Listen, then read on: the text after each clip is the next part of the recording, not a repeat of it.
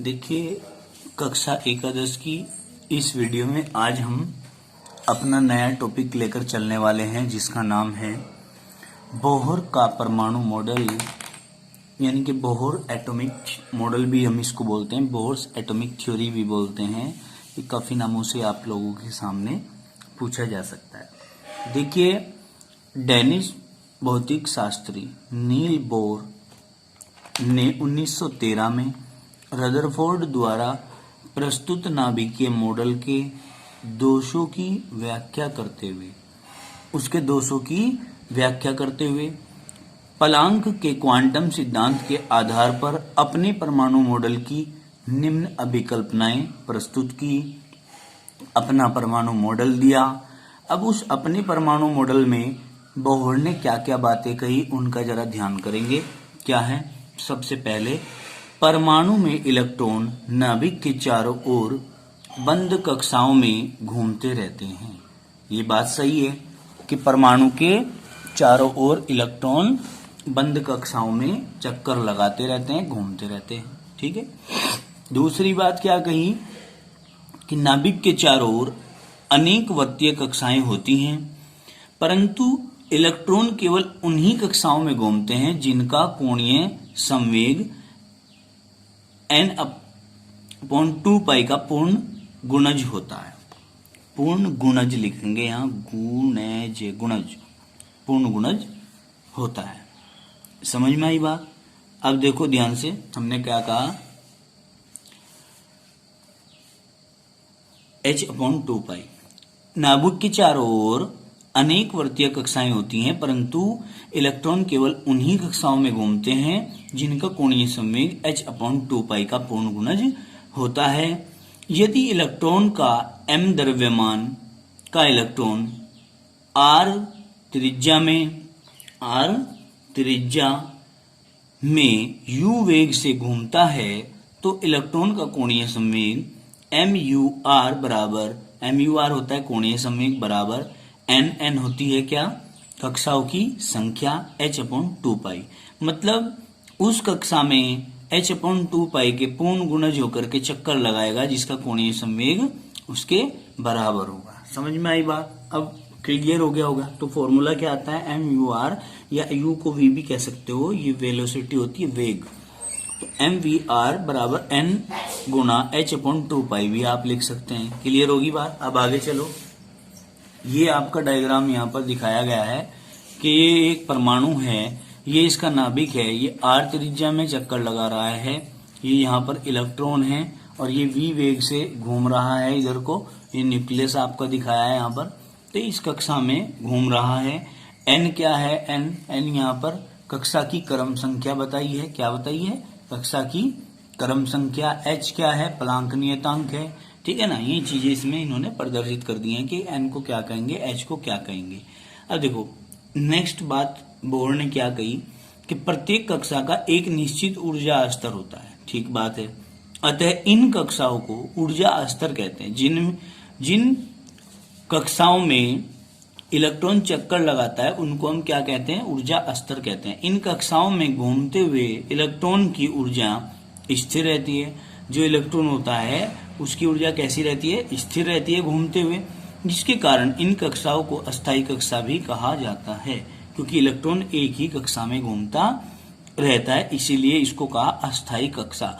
ये इलेक्ट्रॉन न तो बाहर जा रहा है कक्षा से, ना अंदर आ रहा है, इसका मतलब ये अस्थायी कक्षा है। नाभिक से दूर होने पर कक्षाओं का ऊर्जा स्तर बढ़ जाता है। जैसे जैसे नाभिक से दूर होते जाएंगे, कक्षाओं का जो ऊर्जा स्तर है वो बढ़ जाएगा। इन कक्षाओं को नाभिक से क्रमशः KLMN, ठीक है जी, इन कक्षों का ऊर्जा स्तर बढ़ जाएगा और इन कक्षों को नाभिक से क्रमशः KLMN कक्ष नाम दिया जाता है।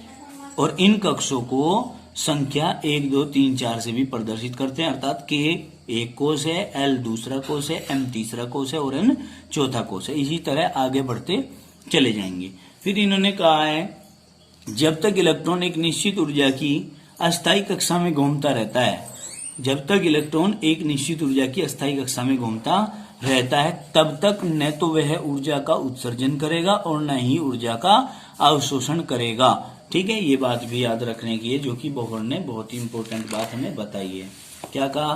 वह ऊर्जा का अवशोषण या उत्सर्जन नहीं करता। नेक्स्ट पॉइंट का क्या कहा है बोहर ने?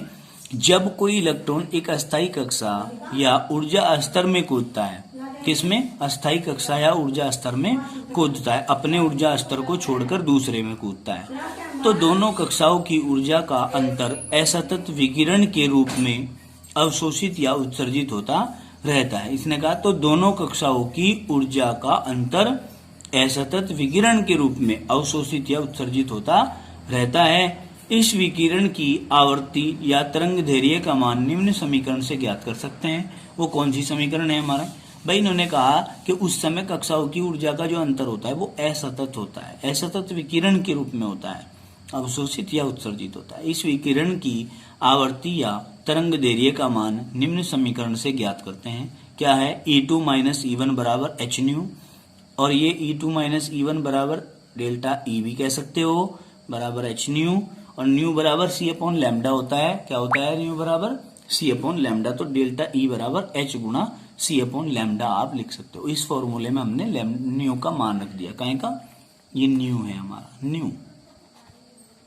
न्यू, इसको यहां पर फुट कर दिया हमने, तो C अपॉन लैम्डा आ गया h की गुना में। ठीक है, अब देखिए परमाणु में इलेक्ट्रॉन हमेशा निम्नतम ऊर्जा वाली कक्षाओं में रहते हैं। कहाँ रहते हैं इलेक्ट्रॉन? हमेशा निम्नतम ऊर्जा वाली कक्षाओं में रहते हैं। इस अवस्था को परमाणु की मूल अवस्था कहते हैं।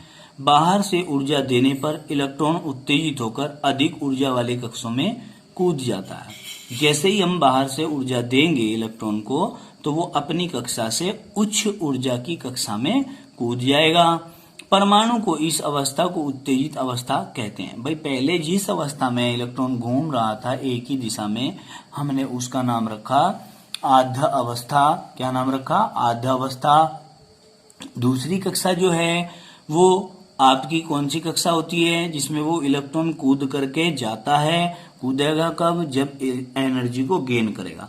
एनर्जी को इलेक्ट्रॉन ने गेन किया, अपने से उच्च ऊर्जा की कक्षा में वो कूद गया। ठीक है ना?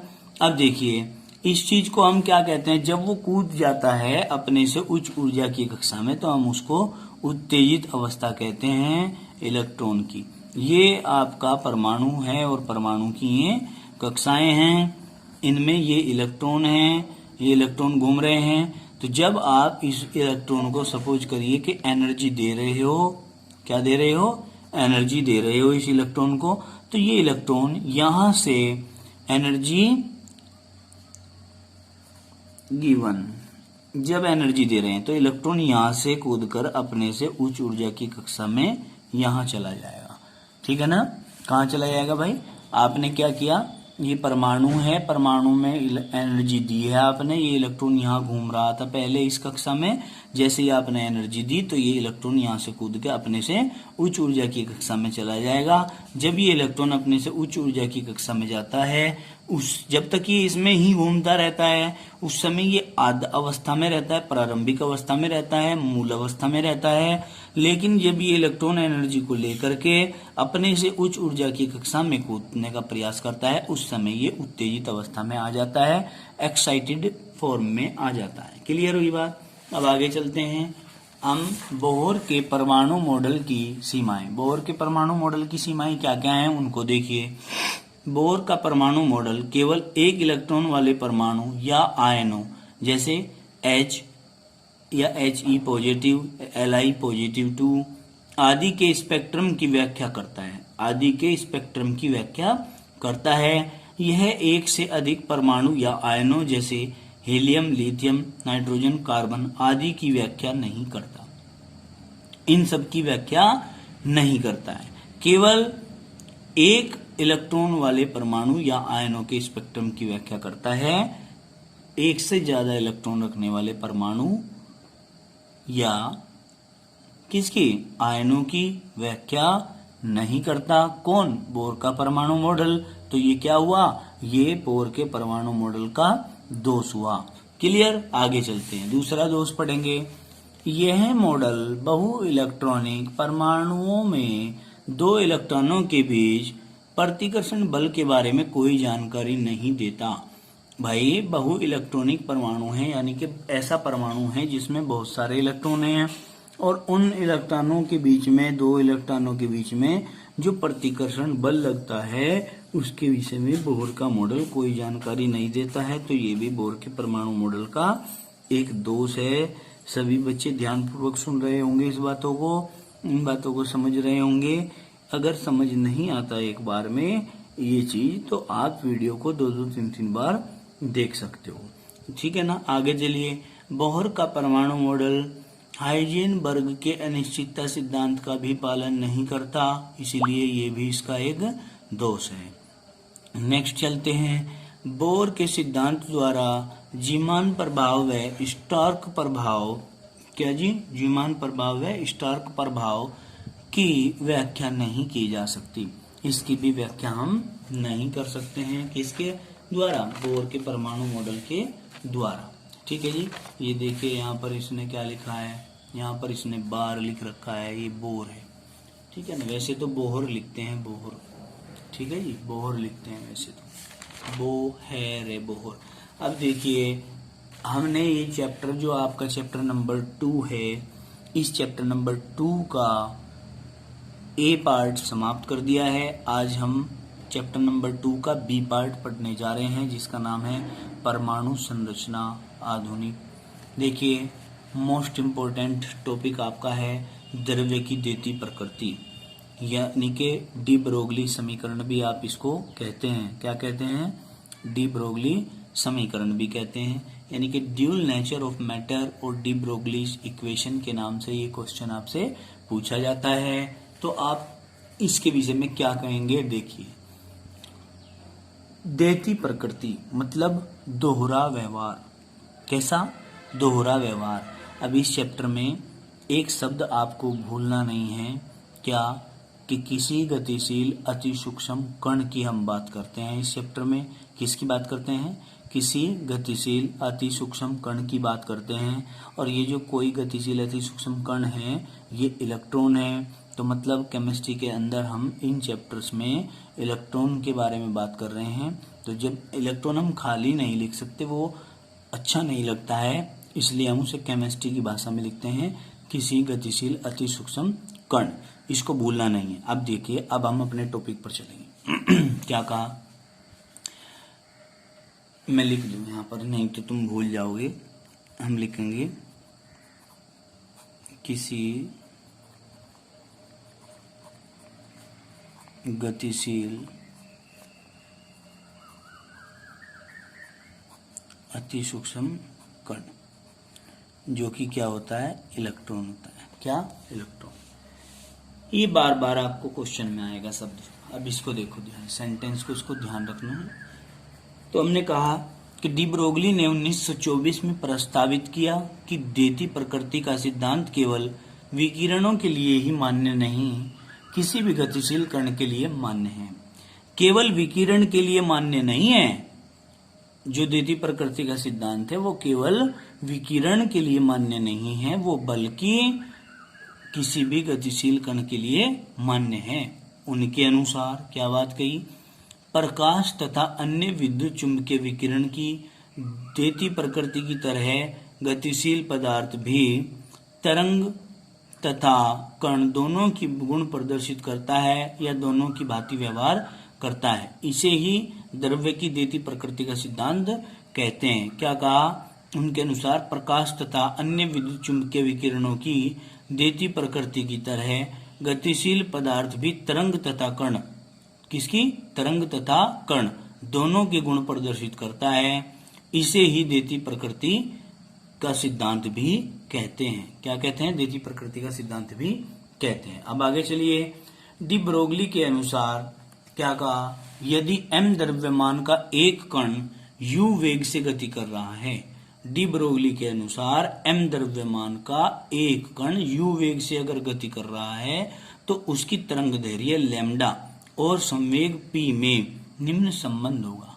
उसकी तरंग दैर्घ्य लैम्डा और संवेग p में क्या संबंध होगा, निम्न संबंध होगा। देखिए क्या होगा, लैम्डा बराबर h अपॉन पी, क्या लिखेंगे, लैम्डा बराबर h अपॉन पी, और चूंकि p बराबर होता है m गुना v, तो संवेग बराबर द्रव्यमान गुना वेग होता है ना, ये p हो गया संवेग, m हो गया द्रव्यमान, v हो गया वेग। तो आपने कहा लैम्डा हो गया तरंग दैर्घ्य, क्या हो गया, तरंग दैर्घ्य, h होगा प्लांक नियतांक। तो आप क्या कर सकते हैं, यहाँ पर लैम्डा बराबर, ये d नहीं है ये लैम्डा है, लैम्डा बराबर h ज्यों का तो p की जगह क्या कर दिया हमने, m गुना v कर दिया। समझ में आ गई होगी बात। तो ये आपका डी ब्रोगली समीकरण आ जाता है। क्या आ जाता है, डी ब्रोगली समीकरण। डी ब्रोगली समीकरण क्या थी, दोहरा व्यवहार प्रदर्शित करता है। कोई भी गतिशील अति सूक्ष्म कण होता है, उसने कहा उनके अनुसार इलेक्ट्रॉन केवल तरंग और कण दोनों प्रकृति प्रदर्शित करता है। इसे ही द्रव्य की देती प्रकृति का सिद्धांत भी हम कह देते हैं। क्लियर हुई बात। अब हम आगे चलते हैं। समीकरण से स्पष्ट है कि गतिशील सूक्ष्म कण द्रव्यमान रखते हैं तथा साथ ही साथ वो तरंग के गुण भी रखते हैं। किसके साथ ही साथ वो तरंग के गुण भी रखते हैं। नोट डाल के क्या कहेंगे, देती प्रकृति का सिद्धांत अति सूक्ष्म कणों की गति के लिए महत्वपूर्ण है। किसके लिए, देती प्रकृति का सिद्धांत अति सूक्ष्म कणों की गति के लिए महत्वपूर्ण है, जबकि बड़े पिंडों की गति में यह नगण्य है। कैसा है भाई, जो सूक्ष्म कण है जैसे कि इलेक्ट्रॉन है, उन सब की गति के लिए तो ये बता देता है, जानकारी दे देता है, लेकिन जो बड़े पिंड है जैसे खगोलीय पिंड वगैरह हुए, उनके विषय में ये जानकारी नहीं देता है। कौन, देती प्रकृति का सिद्धांत। अब कहेंगे डी ब्रोगली समीकरण की उत्पत्ति। डी ब्रोगली समीकरण की उत्पत्ति कैसे हुई, अब इस चीज को देखेंगे हम, ठीक है ना, तो इस चीज को समझेंगे। देखिए कैसे भाई, हमने कहा है कि माना m द्रव्यमान का एक कण u वेग से चल रहा है। क्या, m द्रव्यमान का एक कण है, u वेग से चल रहा है तथा लैम्डा तरंग दैर्घ्य की तरंग उत्पन्न करता है। काहे कि लैम्डा तरंग दैर्घ्य की तरंग उत्पन्न करता है प्रकाश की देती प्रकृति के लिए प्लांक समीकरण से। प्रकाश की देती प्रकृति के लिए प्लांक समीकरण से, ठीक है। अब देखिए ध्यान से क्या कहेंगे हम, अब हम क्या कहेंगे, देखिए इसको समझिए। इसने क्या कहा है, इसने कहा है कि भाई प्रकाश की देती प्रकृति के लिए प्लांक समीकरण, प्लांक समीकरण क्या थी हमारी, यानी कि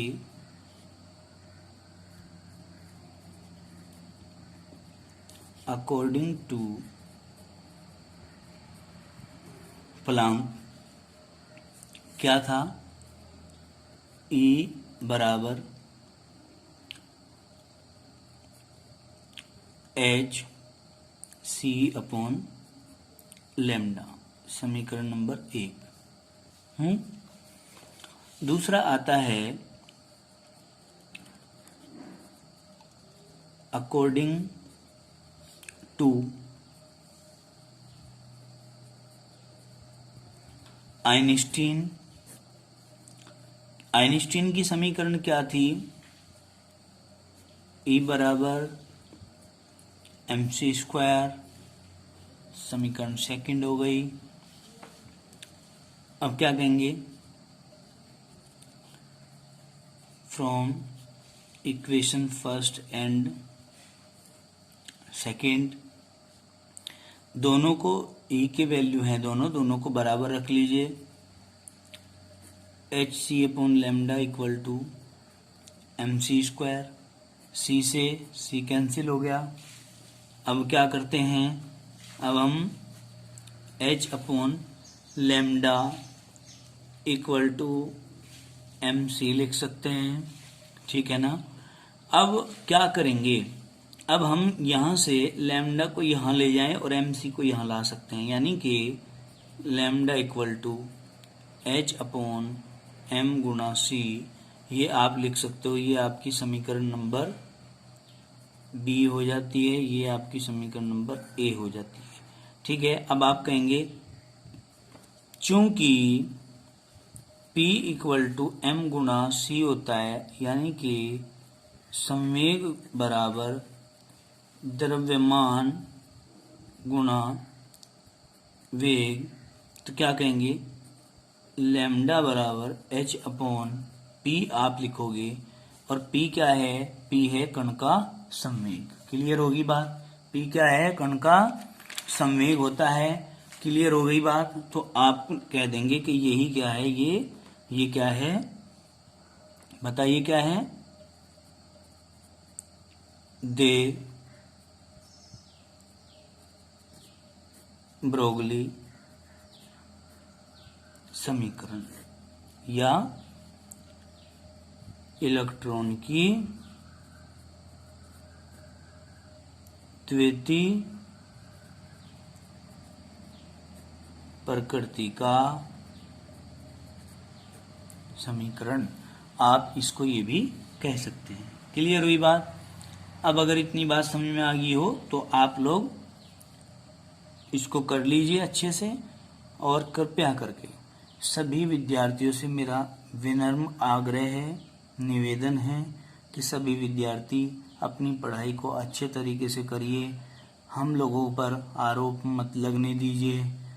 अभिभावक गण हम लोगों को आरोपित कर रहे हैं कि विद्यार्थी पढ़ते नहीं हैं, वीडियो नहीं देखते हैं, फ़ोन भी हमने दिला दिया है उसके बाद भी नहीं पढ़ाई कर रहे हैं। तो सभी भैया बहनों को मैं कहना चाहता हूं कि ऐसा कोई भी कार्य ना करें जिसकी वजह से हम लोगों को लज्जित होना पड़े, ठीक है ना, हम लोगों को शर्मिंदगी महसूस हो। तो हम चाहते हैं कि आप लोग अच्छे से पढ़ाई करें, मेहनत करें, ताकि आपके गार्जियंस, आपके अभिभावक लोग हम लोगों को किसी तरीके का कोई ताना कसी का कार्य ना कर सकें। देखिए, बड़ा दुख होता है जब इतनी मेहनत करने के बाद भी व्यक्ति को रिजल्ट सुनने मिलता है। जब व्यक्ति को गार्जियंस उसके बाद मेहनत करने के बाद भी एक शक की नज़र से देखते हैं कि ये लोग मेहनत नहीं कर रहे, बच्चों को पढ़ा नहीं रहे हैं, है ना, इस तरीके की शिकायतें जब आती हैं तो बड़ा ही मन टूट जाता है, और फिर मन करता है कि कुछ भी कार्य इन लोगों के लिए, विद्यार्थियों के लिए नहीं किया जाना चाहिए। लेकिन फिर भी हम आचार्य हैं, हम टीचर लोग हैं, हम लोगों को आप लोगों के विषय में चिंतित रहना पड़ता है, सोचना पड़ता है, और आगे भी सोचना पड़ेगा कि बेटे आप लोग भी मेहनत करिए, ठीक है ना, हमारा नाम रोशन करिए, अपने इंस्टीट्यूट का नाम रोशन करिए। ऐसा कोई भी कार्य ना कीजिए जिसके कारण हमें अपने आप को ही नीचा देखना पड़े। धन्यवाद।